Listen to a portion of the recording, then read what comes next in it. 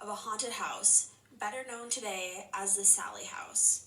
The Sally House is located in Kansas, and it is said to be one of the most haunted houses in history and is still haunted to this day. So, now that you know that, I will get right into the story. The house was built in the 1800s. It was white, 2 stories, 3 bedrooms, and perfect for a small family. Deborah and Tony Pickman moved into this house in 1992. They were so excited to finally own a house, especially due to the fact that Deborah was pregnant with their first child. Right as they moved in, they quickly made one of the upstairs bedrooms into a nursery. They noticed right away that lights would flicker, the phone would ring and no one would be there, timers would go off. But once their son was born, way more things started to happen. They came home one night and went upstairs to put their son to bed. When they walked into the room, they see that all of his stuffed animals have been placed in a circle, facing each other. Every single stuffed animal's hands were touching.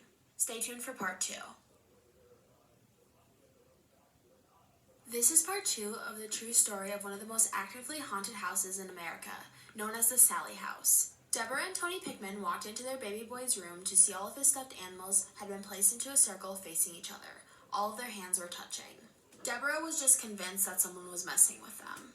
The couple put the stuffed animals back on the shelf and turned the light off in the nursery. They walked downstairs, and a couple minutes later, they realized the light in the nursery had been turned back on. They searched the entire house and found no